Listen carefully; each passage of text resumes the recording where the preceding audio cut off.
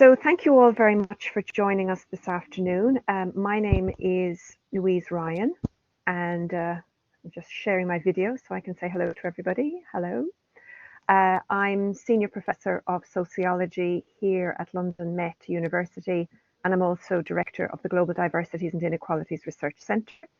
This is part of the Global Diversities and Inequalities Research Centre regular seminar series, and my colleague Anna is just sharing links in the chat so you can see our website and you can also see some of the forthcoming events.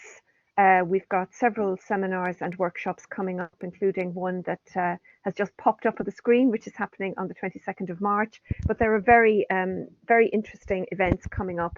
So please do take a look at our website. And if this is your first time coming to one of our events, then I would encourage you to have a look at our program and perhaps come to some of our other events. Just to remind colleagues that this event is being recorded, and afterwards a copy of the recording will be made available, and it will eventually appear on the Global Diversities and Inequalities Research Centre website as well. So we're going to record the presentation, and then afterwards the chair will consult about whether to continue to record the discussion if people would prefer not to. Those options are available. If I could ask you all to please mute your microphone, and you can write comments in the chat function, and then at the end when we come to the Q&A you can either type your questions or you can use the raise hand function. For those of you who aren't familiar with Collaborate, if you scroll down to the bottom of the screen you have a little icon with the raised hand. So there you are, and next to that you've got the mute microphone and you've got the camera function as well. So if you want to turn your camera on when you're asking your question, then you're free to do so. So without further ado, I'm going to hand over to my colleague, Erdi, Dr. Ahmed Erdi Ozturk, who's going to chair today's session. So over to you, Erdi. Thank you so much, Liz. Hello, everyone. Good afternoon. My name is Erdi Ozturk. I'm an associate professor of politics here in London Metropolitan University. And today it's a privilege for us to host Dr. Luca Mavelli from University of Kent. He is the reader in politics and international relations. I mean, I know Luca's many studies appeared in European Journal of International Relations, International Studies Quarterly, Review of International Studies about religion, politics, securitization, the post-secular area, and the role of religion in international relations. But today, Luca is with us with his new book, which was published a couple of months ago from Oxford University Press, Neoliberal Citizenship, Separate Markets, Sacrificed Lives.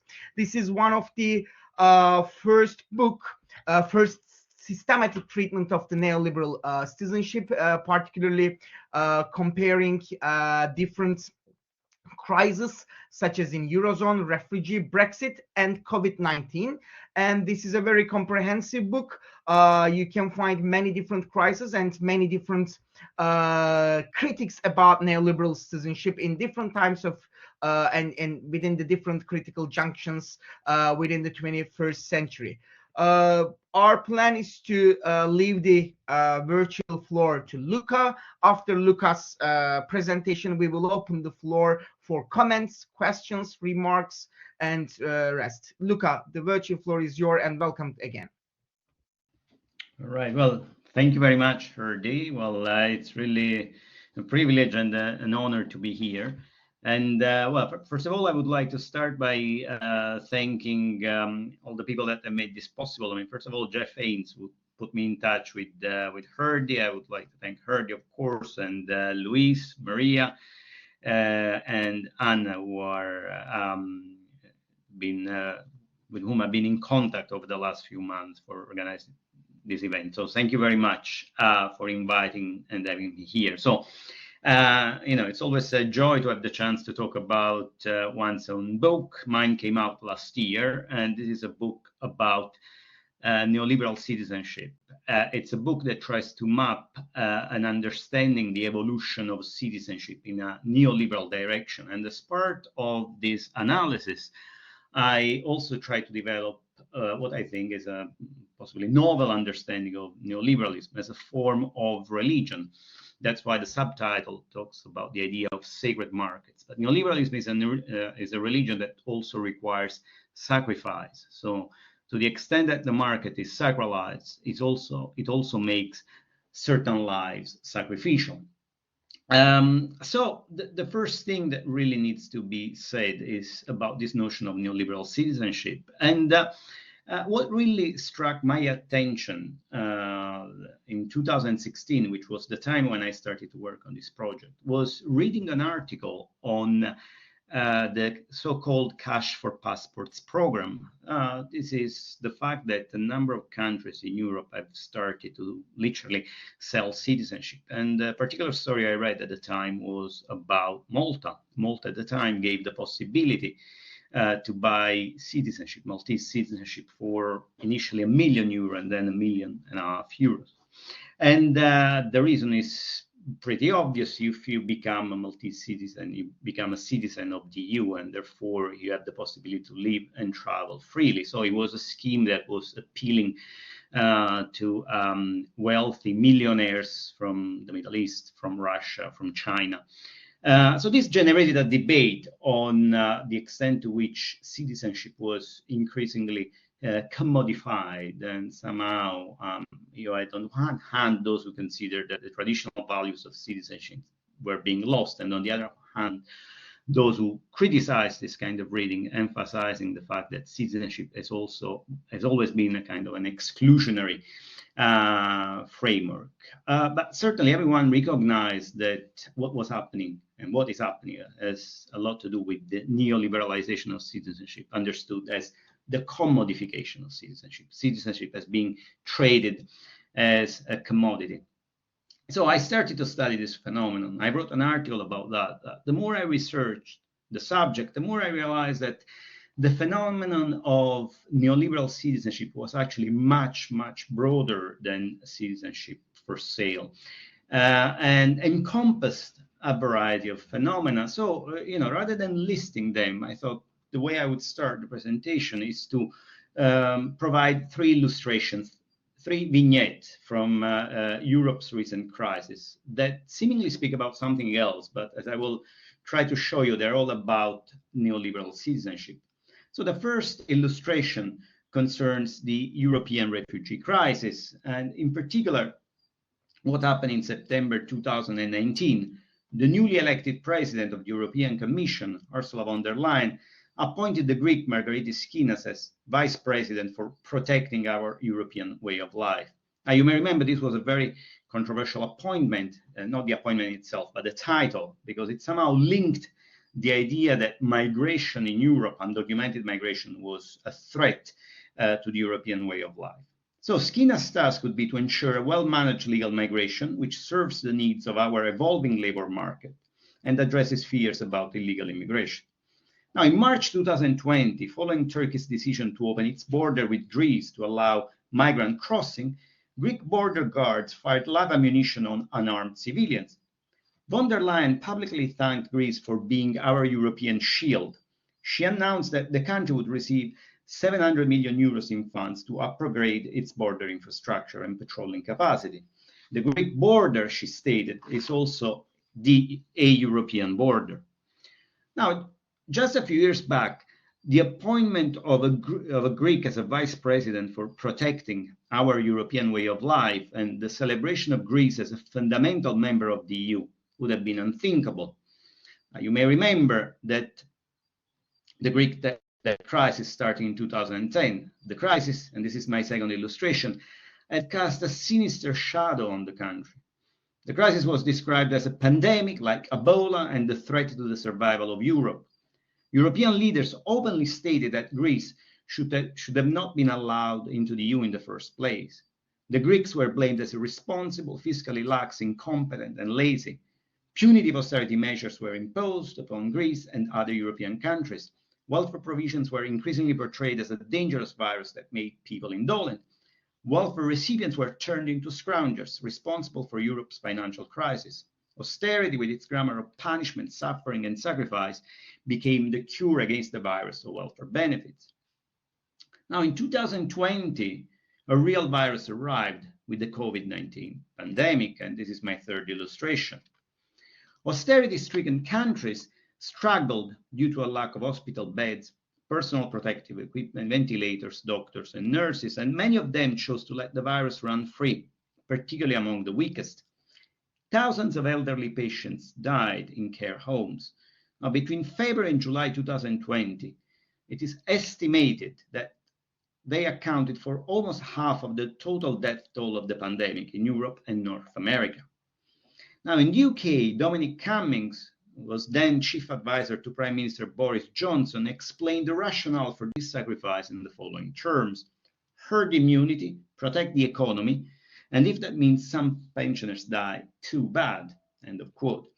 Now, in the UK and elsewhere in Europe, governing the pandemic was framed as a trade-off between saving the market and saving lives. Now, this meant that some lives had to be sacrificed to preserve the economy. Now, these events may be regarded as illustration of different phenomena. The underlying statements are an attempt to please and co-opt far right-wing populists. The rehabilitation of Greece aims at securing its cooperation in managing the migration crisis. The blaming and punishment of Greece was instrumental to cover the responsibilities of the European banking system, which was bailed out with public money. The stigmatization of welfare recipients is a further step in this process of concealment.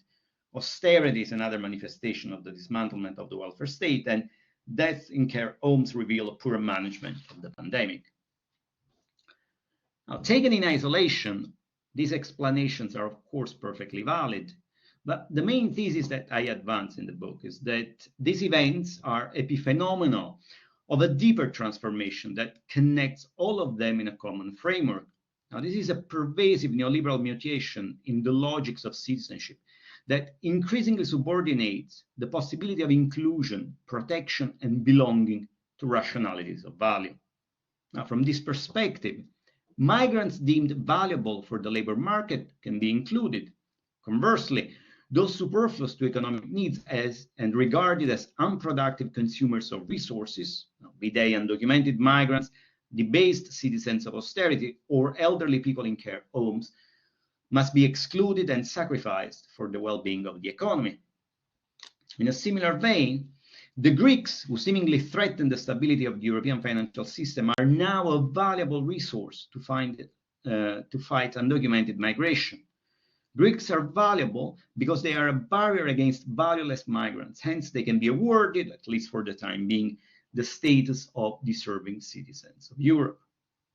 Now, these remarks indicate that I analyze the category of citizenship beyond its formal status and therefore as applicable to both nominal citizens, like debased citizens of austerity and the elderly, and non-citizens, like undocumented migrants.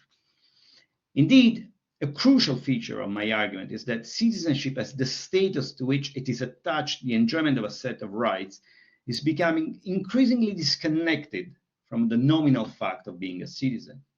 Citizenship has been emptied from within by 4 decades of neoliberal market-driven governance characterized by privatization, deregulation, the regression of the welfare state, austerity, and rampant inequality. Now, this argument is not entirely new and has been advanced by scholars such as Margaret Somers, Haiwa Hong, and Wendy Brown. Now, where my argument differs, though, is in the underlying understanding of value at the heart of neoliberal citizenship.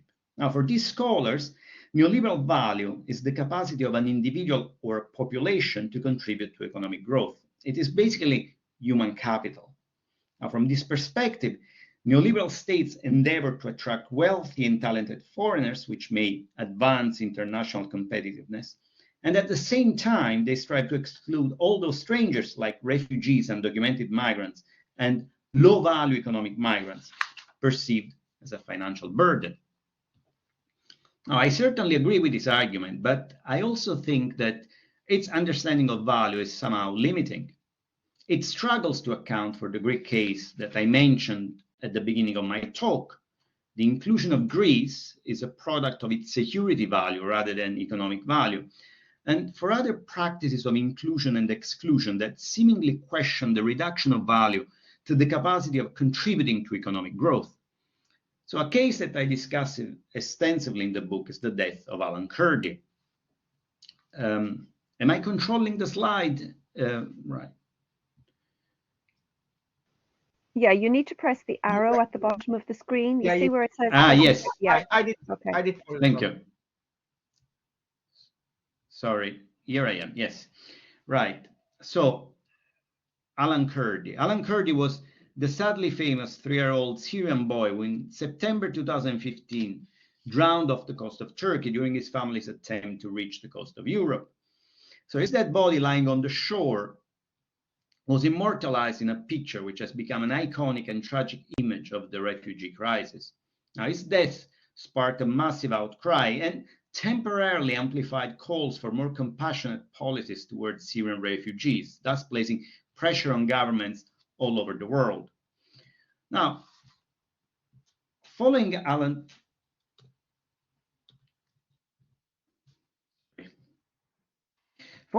death, several countries which had taken a hardline stance on refugees not only committed to increase their quotas by privileging Syrian refugees, but also pledged to prioritize Syrian refugees with physical and mental disabilities.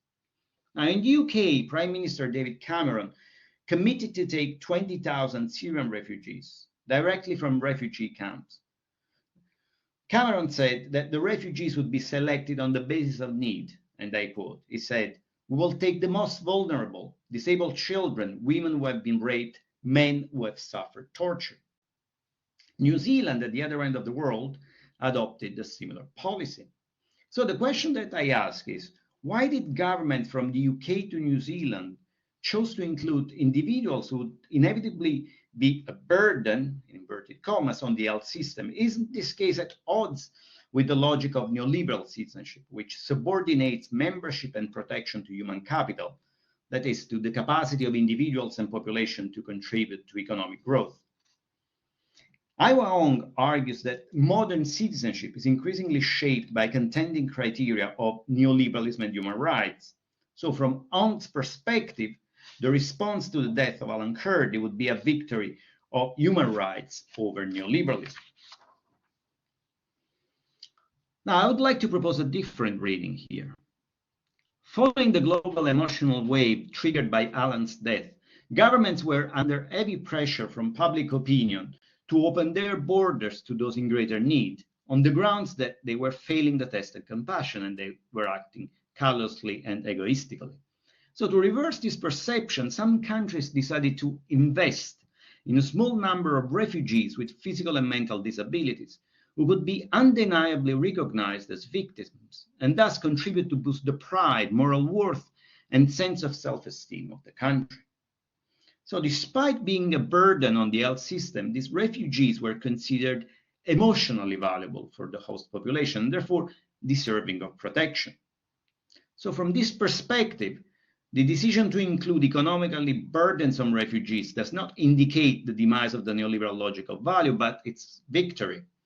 This logic extends beyond the mere economic sphere. It co-opts and colonizes other domains of human existence, including that of emotions, and rewrites them in economic terms, even in the absence of a distinctive monetary transaction, or with the latter being negative. My contention, therefore, is that the market value of non-citizens, be they wealthy foreigners, undocumented migrants, or refugees, and citizens alike, is not confined to their capacity to boost economic growth, but encompasses also the capacity to boost the emotional welfare of a country. So the idea of neoliberal citizenship that I advance builds on Foucault's understanding of neoliberalism as a process of economization or marketization that disseminates the model of the market to all spheres of human activity. My contention is that neoliberal citizenship deploys and mobilizes economization within a three-dimensional regime of governance whose axes are constituted by biopolitics, scarcity, and the sacred. So in the remaining part of the presentation, I will briefly go through them and explain and discuss how these dimensions are essential component of the idea of biopolitical citizenship that I advance. So we need to start with biopolitics. What is biopolitics? For Foucault, biopolitics stands for a substantial transformation in the logic of power, from the traditional sovereign power to take life or let live, to the modern biopolitical power to foster life or disallow it to the point of death. Biopower, Foucault says, is a rationality of care. Its main task is to incite, optimize, and organize the forces under it, including by boosting the moral value and sense of self-esteem of the population, as I've suggested in my discussion of the case of Alan Kurdi. So it follows that neoliberal rationalities of value and biopolitical rationalities of care are crucially intertwined and indeed are an essential component, of biopolitical care is letting die the less valuable. Now, the less valuable or valueless are not just lacking in value, but have a negative value. The poor are welfare recipients that consume rather than produce wealth and are regarded as responsible for their own condition. They represent a moral and material problem as they cause unemployment and economic recession. They pollute the culture, poison the morals, and deplete the welfare state. Unwanted migrants regarded as lacking in economic or emotional value pose the same problems on a bigger scale. Now, their status as non-citizens authorizes more radical responses. These include letting them die in border zones such as the Mediterranean or the US-Mexican border, or including them in conditions of debasement and subjugation, for instance, by keeping them in a status of illegality, which has also the benefit of turning them into a valuable source of cheap and exploitable labor. Neoliberal citizenship thus encompasses the deployment of what Foucault calls biopolitical racism, namely a relationship between my life and the death of the other, in which the death of those belonging to the inferior races will make my life better. Yet, the biopolitical racism that I explore in my research tries to go beyond the dichotomies of Foucault's argument, making live or letting die, by considering a whole range of combinations in which biopower becomes making live by letting die or letting die by making live. So let me give you an example of what I mean by making live by letting die and letting die by making live. In 2014, the EU decided to suspend search and rescue missions in the Mediterranean. Now, this decision has contributed to turn the Mediterranean into one of the world's largest migrant graveyards. It can be understood as an illustration of biopolitical racism, which rules that if Europeans want to live, refugees must die. At the same time, the suspension of search and rescue mission is also the expression of a biopolitical care that I label neoliberal humanitarianism.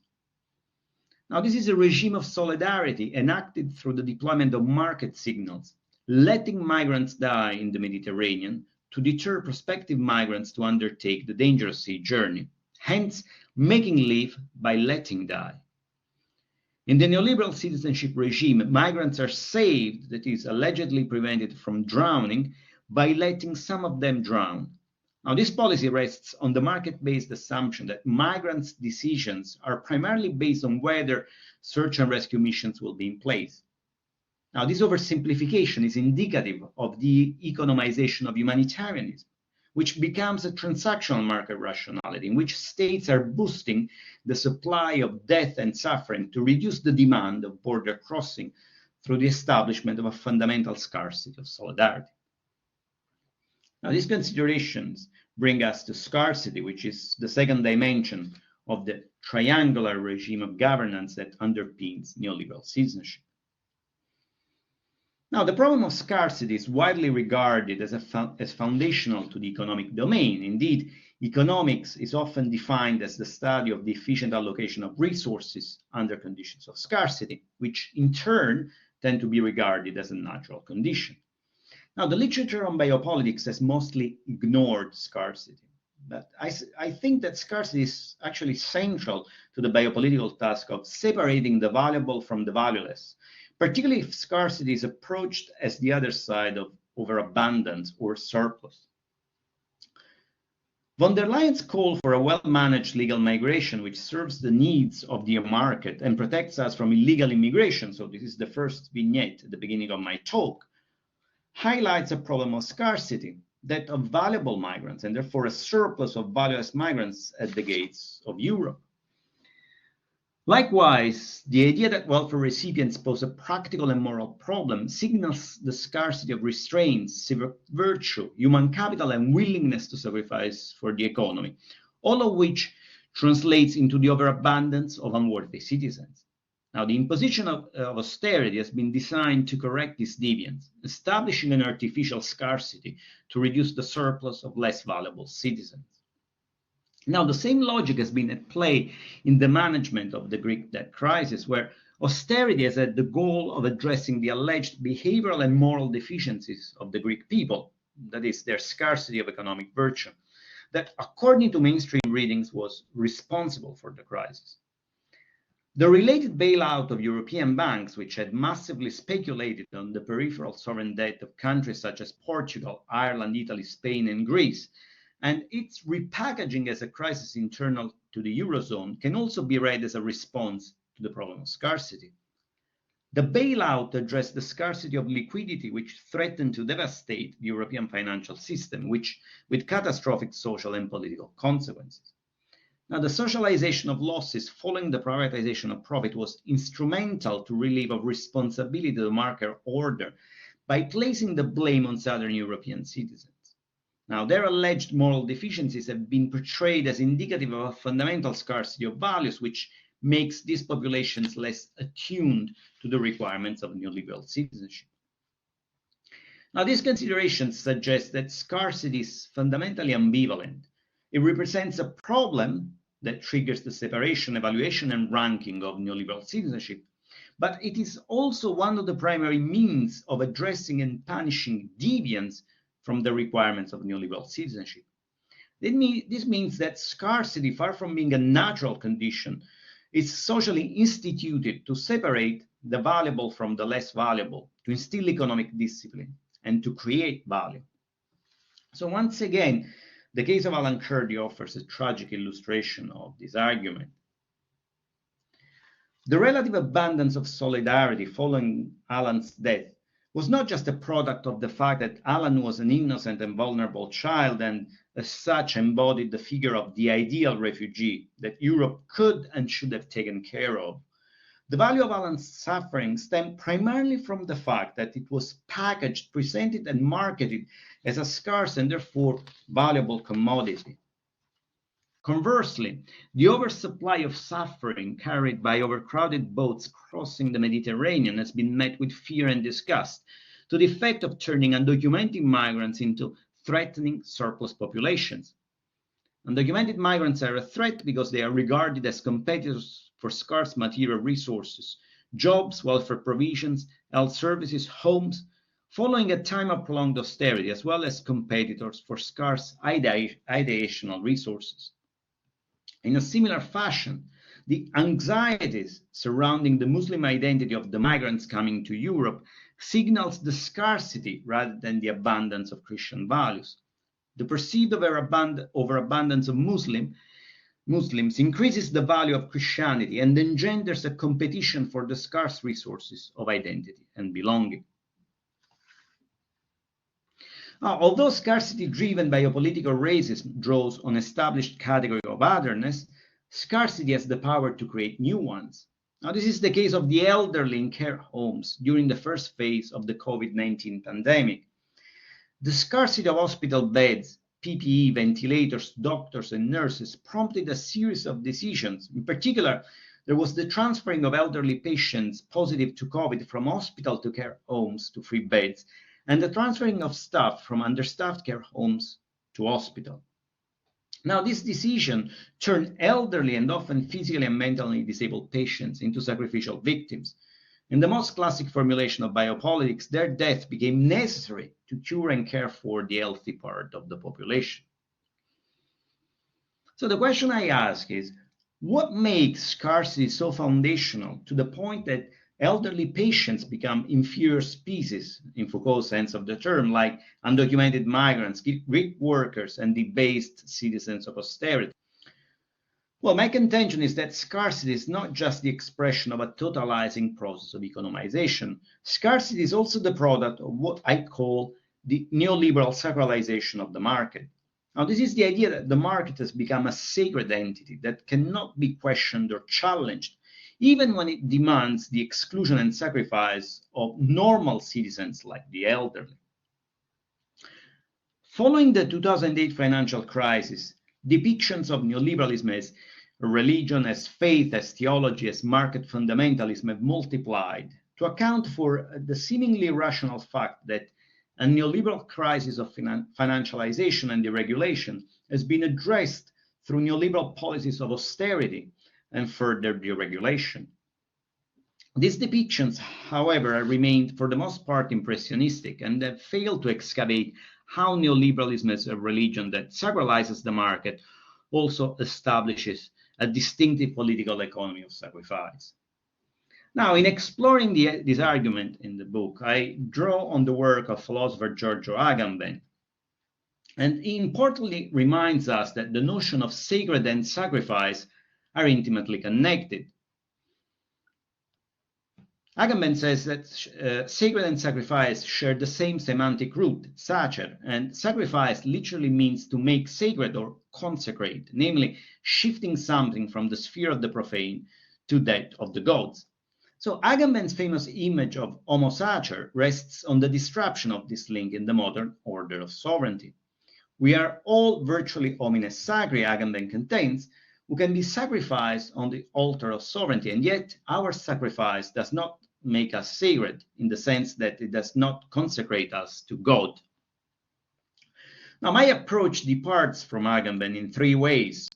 First, I argue that the sacralization of the market, rather than the sacralization of sovereignty, is the defining condition of our age. Second, I question the assumption that we are all homines sacri. Our chances to be sacrificed on the altar of the market are inversely proportional to our perceived value as neoliberal citizens. Third, to claim in philosophical terms that homines sacri cannot be sacrificed in the sense they cannot be made sacred equates to claim in economic terms that they are economically worthless and thus their death will not increase the glory, power, and strength of the market god. Unwanted migrants who are left drowning in the Mediterranean are not worthless, but have a negative value, which is not the same as worthless.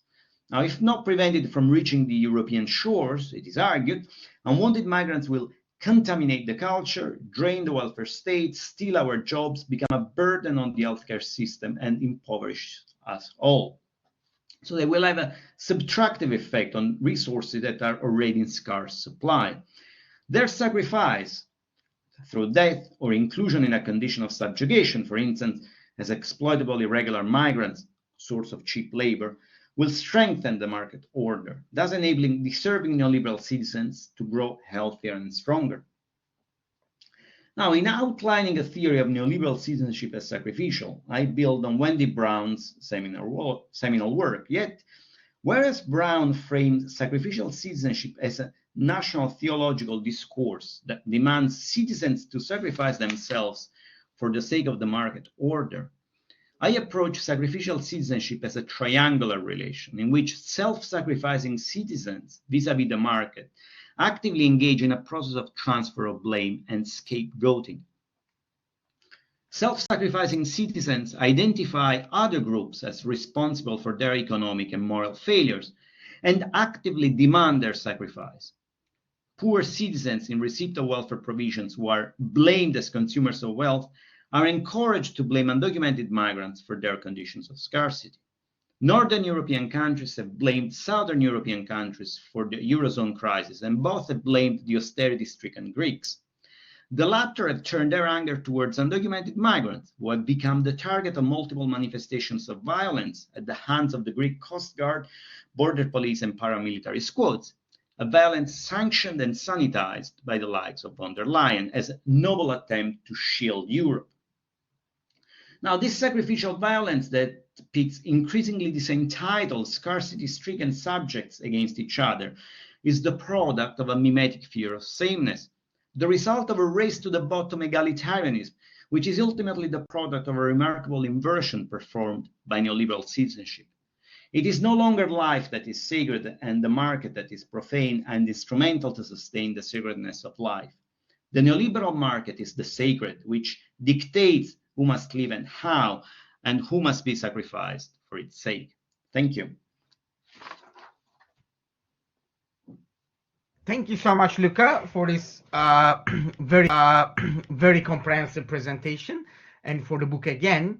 Now, I would like to open the floor for the questions and remarks. And one more time, I would like to remind you this section has been recording. So you can either write your questions and remarks to the chat box, or you can raise your hand and you can speak loudly. I think Luis has one question or comment. Please, Luis. Thanks, Erdi. I'm just going to turn my camera on if it will allow me to. So thank you very much, Luca. That was a really powerful presentation. And in fact, I would have been happily listening to you go on for another 10, 15 minutes because it was so rich and there were so many layers to what you were saying. But I just wanted to make an observation, really, because my colleague Maria Lopez and I are doing a research project with Afghan refugees, particularly those who were evacuated from Kabul airport in August 2021. And we're just writing a paper at the moment. In fact, we spent a lot of yesterday talking about the reviewers' comments and the revisions, which hopefully it will pass through the next stage of revision. So in that paper, we're kind of similarly looking at some of the issues that you've been highlighting in terms of how the governments of various states, we're looking particularly at the UK, how they play this almost dual role of, on the one hand, trying to deter migrants, trying to present migrants as these threats to national security and to the economy and to culture and identity, while at the same time trying to present themselves as a government as humanitarian. And we saw that very much in the Afghan context, and it fits very well with your analysis. And one of the things Maria and I are talking about is how the very same Afghans coming from the very same conflict at the very same time are being treated in two totally different ways. Some of them who were evacuated are being fast-tracked through the asylum process with guaranteed status, and others are potentially being sent to be offshored in Rwanda. And it's about how governments use these different categories of migrants to perform either, oh, look at us, we're so humanitarian, or look at us, we're so strong, we're defending this country against the invading migrants, even when those migrants are the very same people. There's ostensibly no difference between them, except how they happened to arrive in the country. So it's more of an observation, really, but I thought it touched very well on some of the points that you are making, so I just wanted to share that with you. Oh, yeah, definitely so. I mean, there's many points of contacts. I mean, you mentioned the word performance. So I don't know if you look at the question through the question of performativity, which it's something that kind of intersects with my argument. The approach I take is an approach in terms of value. So who's valuable and who is not valuable? And my argument moves from the idea that we cannot think of value just in terms of human capital, but we need to think in a kind of broader framework that encompasses also what I described as emotional value. That's so the reading that I developed moves from that kind of observation and the extent to which certain undocumented migrants or refugees are more valuable than others because somehow they serve a different kind of function, and intersects a lot with the argument you're making. And the need for the government to appear strong is that, you know, what you're analyzing. I analyze the need for the government to appear compassionate and humanitarian. At the same time, the government need to make sure to preserve the security and the survival of the nation. So only the most valuable can be welcomed, even if the most valuable. That's why I took the extreme case of the refugees with physical and mental disabilities. Even if these migrants are going to be a burden, which is, I use the expression, of course, in inverted comma, on the healthcare system. They are the idea of refugees because they are a victim, and as a victim, so they boost our moral value. So yeah, I definitely see a number of points of intersection with the whole notion of performativity. So it would be definitely an area of research that it would be worth exploring, the connection, how these two logics intersect, that of value and that of performativity, that eventually and unfortunately converge on the same logic of power and exclusion, that it's basically of creating like discarded subjects that are not, valuable enough to be welcomed. Thank you, you. Liz. Thank you, Luca. Any other comments, questions? If not, while you're thinking about it, I have one. I mean, actually, Louis' example about the Afghans is pretty much true, but Afghans is not alone. I think we've been observing the same stuff about the Syrian migrants. Some of them are being stuck in Turkey, but some of them managed to pass the European border, but they've been treating not equally again. And I think about this humanitarian support, so on and so forth, or the Western governments neoliberal based on decisions is being occurring right now. For example, I'm sure you know that like 2 days ago, there has been a like horrifying earthquake happened in Turkey and in Syria, but most of the Western media outlets is talking only about Turkey. Western governments is supporting only Turkey, but the situation is much more terrible in northern Syria. No one has been talking about Syria that much. I think this comparison or this, I would say, this situation is still ongoing. I mean, in your book, when I read your book, I mean, you scrutinized like 4 different crises, but Luca, I've been wondering about how you can read from your triangle the situation of like with and after the Ukrainian war, Russian invasion to the Ukrainian war.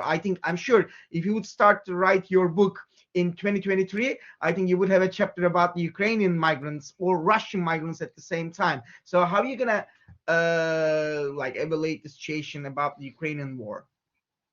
Yeah, that's unfortunately the conflict, which actually started, more or less at the same time that the book came out, confirms my framework. I say unfortunately because I mean my argument is quite pessimistic one. I remember that particularly in the first month after the invasion, so we're talking about March last year, there were a number of articles that came out pointing out the need of helping Ukrainian refugees. And what they emphasized was the proximity that these refugees had with us as Westerners, or particularly white Westerners. So these are not Black refugees or brown refugees coming from the Middle East. These are white refugees. They had kind of normal life. They look like us. They had been invaded by, this terrible power, and therefore we need to help. So you have a combination there of, the invitation to help that is combined with we would call biological racism that creates hierarchy of, who's valuable, who's worth of being helped. But usually, once again, the parameter of who's worth of being helped, it's us, in the sense us as Westerners or Europeans, because they look like us, and therefore we can feel a proximity towards them. So unfortunately, yes, unfortunately, it applies very much to the Syrian, to the conflict in Ukraine. Regarding the first question you raised, the question of the Syrians, I don't want to necessarily, and I don't necessarily argue that humanitarian reasons do not exist, in the sense that we also witnessed manifestation of humanitarianism. I mean, the decisions by Germany to take 1 million refugees in 2015 is a decision that, has complex reasons and factors, not least also the Christian roots and ideas of Angela Merkel, who pointed out about the needs of helping distant strangers in need. And she specifically said, we have that duty because that duty speaks about the people that we are, and this has a lot to do, again, Christian roots, but also the specific history of Germany. But in the analysis that I developed, I also emphasize how a lot of support within Germany for taking this significant number of refugees was also framed in terms of these people are helpful, these people are valuable because they are on average, very well educated, and we have an aging population, and therefore we'll be able to inscribe these people within our economic system, and they will be able to support our welfare provisions. So you have always a combination of factors there, and my goal is to basically say, look, I don't think that there is a kind of domain that remains free from neoliberal logics or rationality. I don't think that we can, juxtapose humanitarianism or human rights on the one hand and neoliberalism on the other. Neoliberalism is deeply intertwined into human rights and humanitarian logic. And so that's what I wanted to bring to the fore through this example. There's always some logical value that is at play in the choice that are made in terms of who to help and who is not deserving of help. And the example you gave us now, with reference to the conflict, the earthquake, Turkey and Syria, helping Turkey, not helping Syria, it's another hierarchy there kind of being created. You're right. I think I read it in Guardian like a couple of years ago regarding the Ukrainian migrants. These migrants are different: blonde, white, and colorful eyes. I remember that kind of phrase. Yeah. Yeah. It was. One of the articles was in the Guardian. Yes, it was about March of last year. I remember this categorization. Actually, it's a kind of a race anyway. So I think Luis again. Please, Luis. Yeah, I'm just going to come in on the Ukrainians because I think we need to very carefully differentiate between a political rhetoric and the reality of the support that the Ukrainians have actually received. Because we know in the UK, for example, that different schemes seem to be invented for different waves of refugees. We had a scheme around Syrians. We then had a very specific scheme that was kind of made up on the spur of the moment for the Afghan evacuees. And then we had a completely new scheme, a sponsorship scheme that was made up on the spur of the moment for the Ukrainians. Very little learning, very little analysis across how those different schemes have worked and how they've been implemented in practice. The Ukrainian scheme actually has been very heavily criticized because it was based on very much a kind of privatization, that you can rent out your spare room, or you can take a Ukrainian and put them in your spare room. There were all sorts of horrific cases around safeguarding, where often young unaccompanied people were being sponsored by people who really were not appropriate at all, and had some very strange views about what was going to happen when these Ukrainians moved into their spare bedroom. So I think we have to be very careful, because otherwise there's a risk that we will now say, oh, the Ukrainians have had a very privileged experience, and that is not actually the reality on the ground. So we need to have strong empirical evidence. I've heard this narrative many, many times. Because the Ukrainians are white, they're being privileged. That's not necessarily true at all. They are still being treated as refugees with very limited rights and limited access to resources. So I think, again, we need to differentiate between a racializing discourse and the reality of what's actually happening on the ground.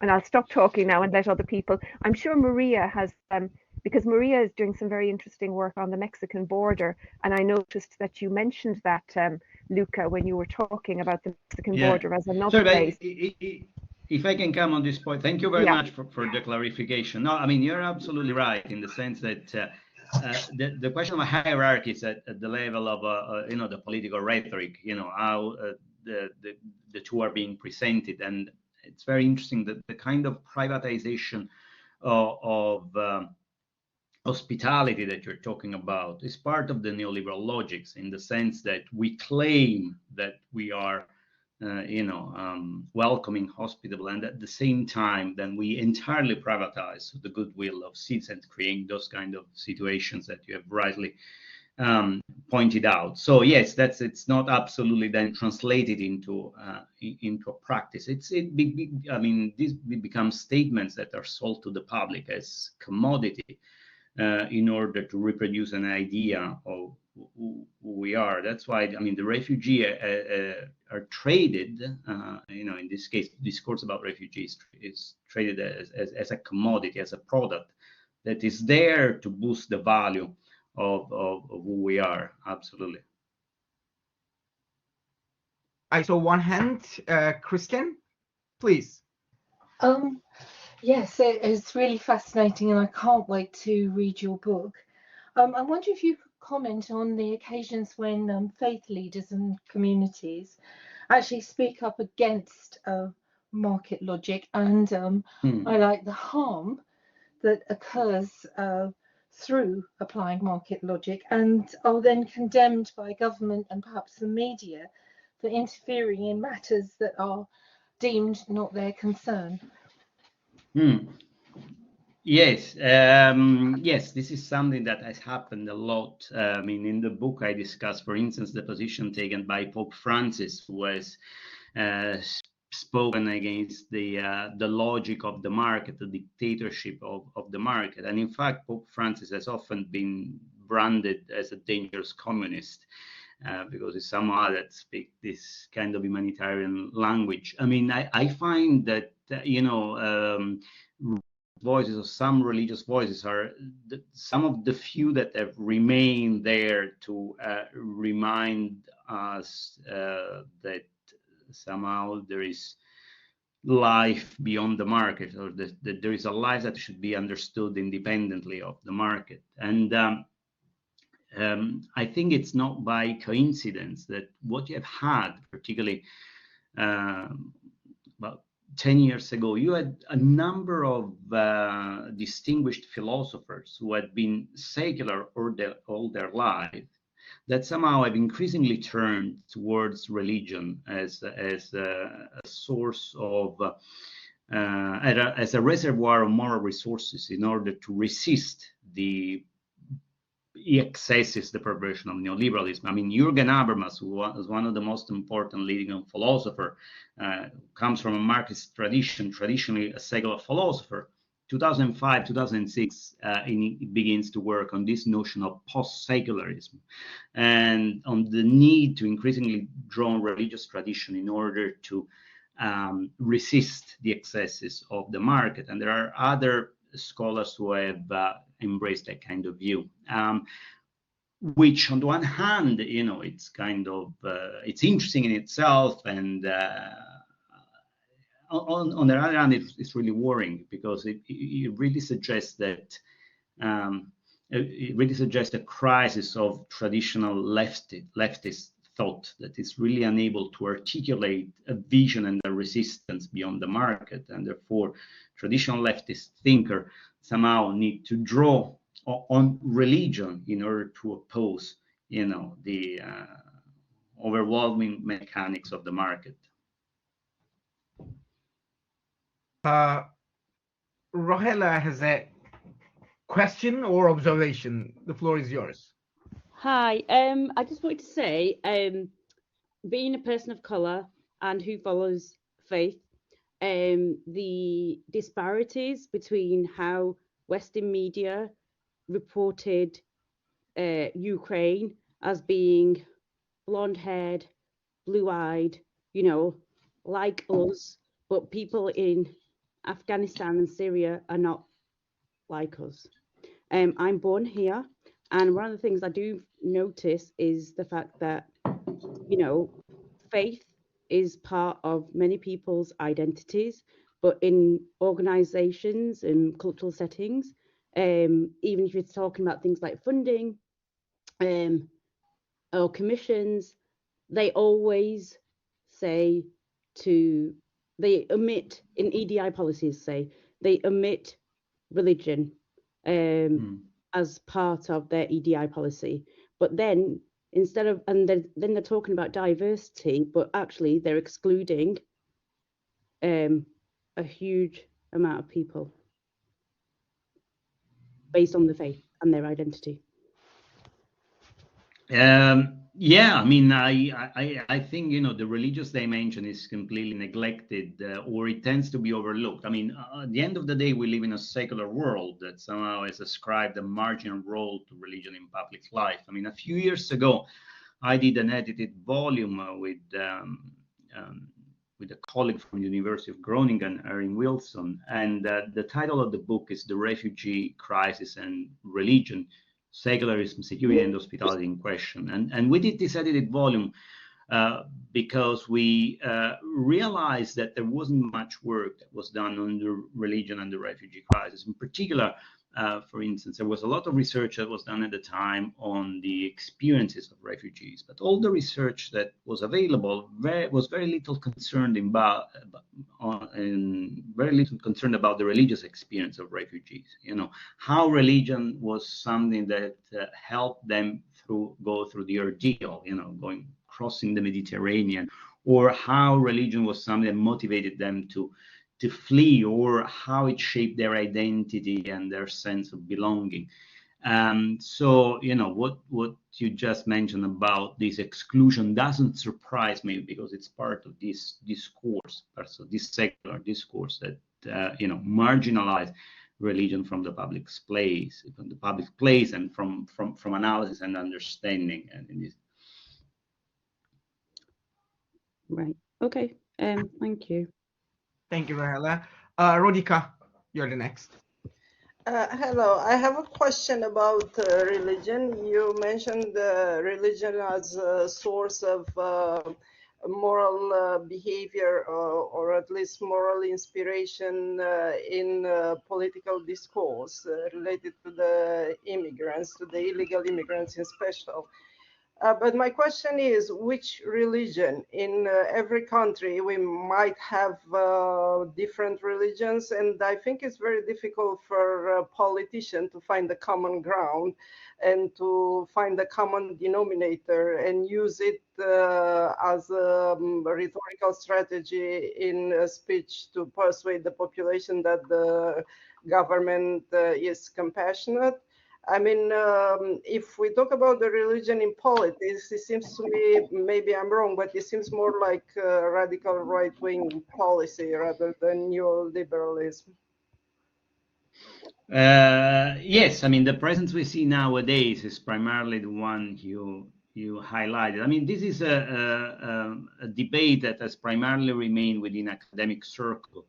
And it was more forced at the time that the previous Pope was alive, which was Pope Benedict XVI. I mean, the kind of idea of religion as a reservoir of moral resources is part of a research project that scholars like Jürgen Habermas developed, and Benedict XVI was part of that kind of that kind of research on the idea that modern society could not just be based on instrumental rationality, but also needed to combine the resources of religious traditions. Now, when Habermas talks about religion, he talks it as a kind of universal category. He moves from the assumption that basically, irrespective of the religious tradition that you belong to, the country you're from, each tradition has basically some form of religion. So there are shared commonalities, say, between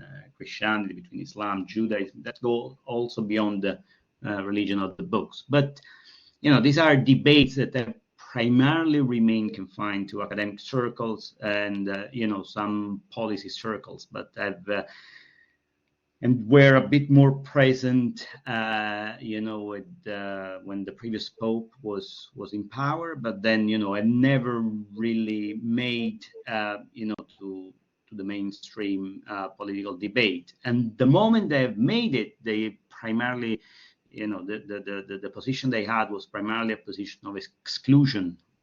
So to define the boundary of a country, say, being Christian, and therefore, you know, country being Christian, and therefore requiring that people comply with certain kind of ideas. More recently, this kind of exclusionary form of Christianity, for instance, has been used in Hungary. You know, Viktor Orban is someone who has repeatedly not participated in the various schemes advanced by the European Union for the redistribution of refugees. And one of the arguments that he has used is, we are a Christian countries, and Muslims represent foreign entity here. So yeah, what we primarily see in public discourse is religion not as a reservoir of moral discourse, but it's opposite. Religion more as a kind of exclusionary form, primarily mobilized by political leaders. Yeah, thank you. Thank you, Luca. Any other comments, questions?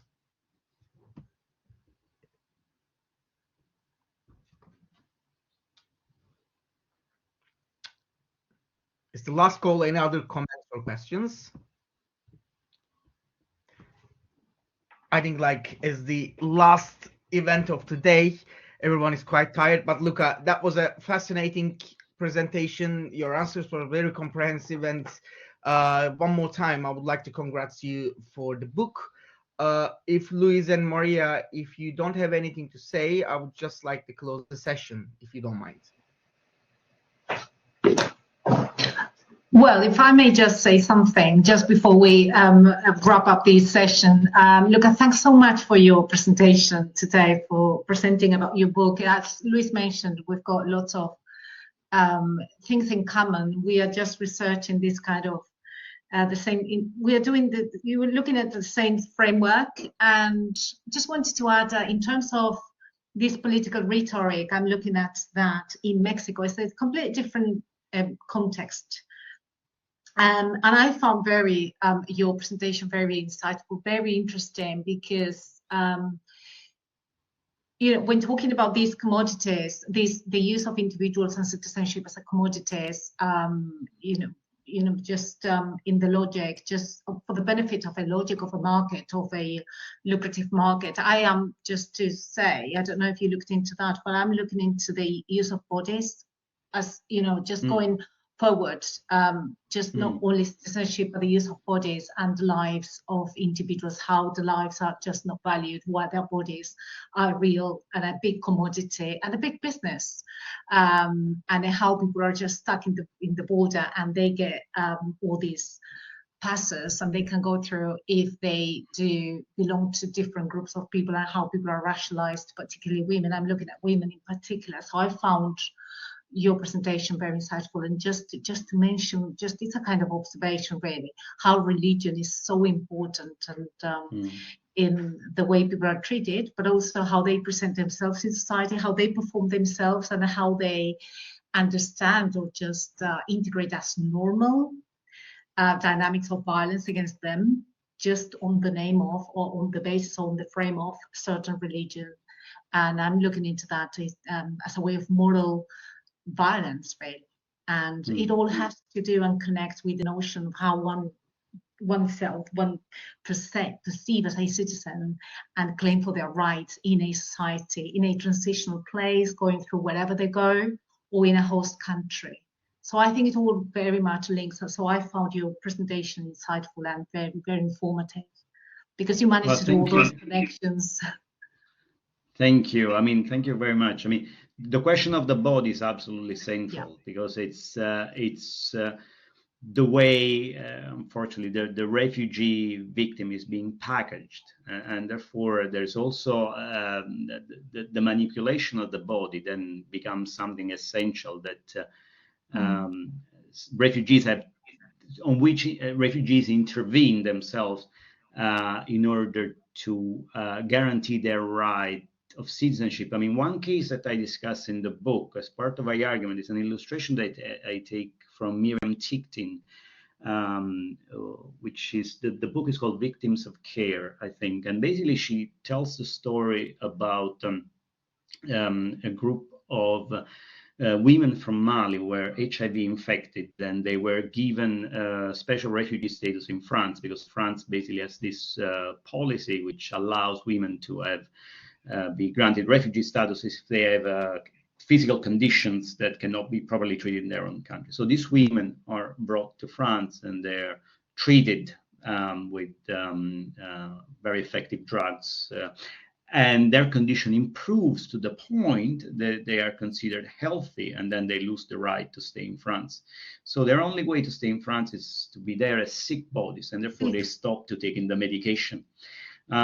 Which basically, I discussed this case to point out of the need of having the victim there. You know, we want to have the refugee as the victim to which we can take care of, because that's kind of, boost our moral values.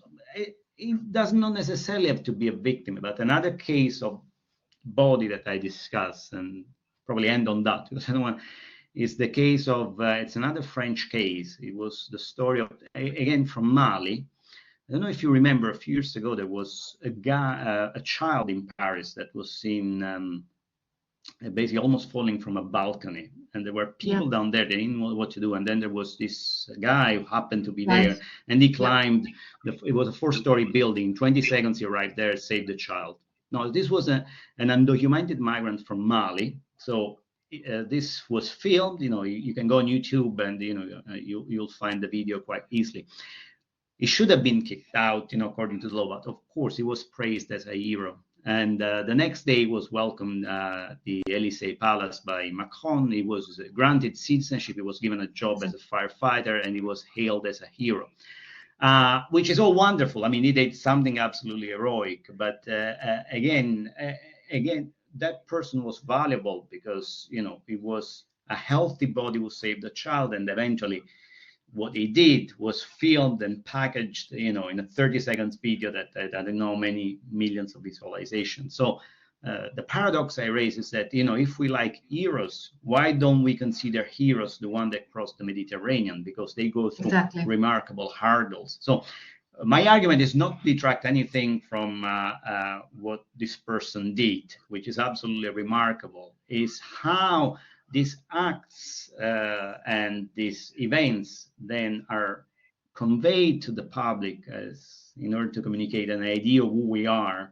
and actually instrumental to do exactly the opposite, because then we can forget about all the other mass of heroic people who do amazing things in order to basically secure their lives, support their lives. I remember when I was working on this edited book on religion and the refugee crisis, we also had a couple of chapters in which there were Islamic scholars that they were pointing out on the Islamic tradition, the duty to care for your family is paramount, and that may require also you to, basically undertake the dangerous sea journey to that effect. So people do those kind of things, but that they're not considered hero because it doesn't fit the kind of commodified logic of neoliberal citizenship. Definitely. Thank you, Luca. Thank you so much. Well, thank you very much, Hall. This was really, really interesting. I really enjoyed it, and I learned a lot. Thank you very much for your questions. Thank you, Maria. Thank you, Luca. Any other comments and questions? Luca, again, thank you so much for your contribution. Luis, Maria, and Anna, thank you so much for organizing this event. And I would like to thank everyone who's joined us and contribute with the questions and the comments. Thank you so much. And I hope to, this is just a reminder that there is another event, Women on the Run, Researching Experience of Women in Transit in Mexico on Wednesday, 22nd of March. We would like to see you in our next event. Thank you so much. Have a lovely evening. Thank you very much. Thank you. Thank you, Bye. Luca. That was really Thank you, Luis. fascinating. Thank you, Thanks, Maria. Sergi. Thank Bye, you. everybody. Thanks.